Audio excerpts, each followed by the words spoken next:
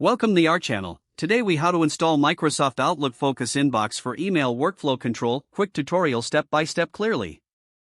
To install Microsoft Outlook Focused Inbox for better email workflow control, begin by opening the Outlook application on your device. Ensure you are signed in with your Microsoft account. Once logged in, navigate to the View tab located in the top menu bar. In the View tab, look for the Show Focused Inbox option. Click on the checkbox next to Show Focused Inbox to enable it. You will notice that your email inbox will now be divided into two tabs, Focused and Other. The Focus tab will display your most important emails, while the Other tab will contain less critical messages. Take a moment to customize your Focused Inbox settings. To do this, right-click on any email in either tab. Select Move to Focused Inbox to train Outlook on what emails should be prioritized. Conversely, if you want to move an email to the Other tab, right-click on the message and select Move to Other. Outlook will learn your preferences. To view all emails regardless of priority, click on the Other tab.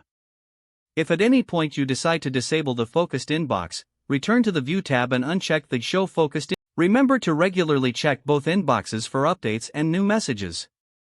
Utilizing Focused Inbox can greatly enhance your email organization and workflow efficiency. This feature is available in both the Outlook desktop app and the Outlook web app. By following these steps, you'll be well on your way to mastering your email management with Microsoft Outlook's Focused Inbox. If the page does not load, refresh the browser or try again in a private or incognito window.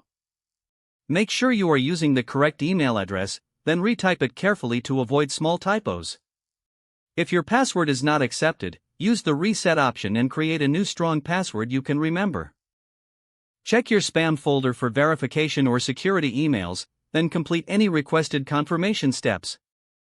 Enable two-factor authentication if available to improve account security and reduce unauthorized access risk. After signing in, review your profile details so your contact information and settings are accurate and current. If you see an error message, note it down and try again after restarting your device and internet connection.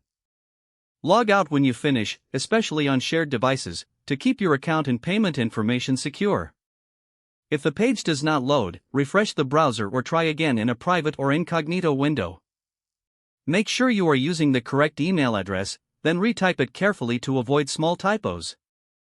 If your password is not accepted, use the Reset option and don't forget to like this video and subscribe to our channel for more step-by-step tech guides.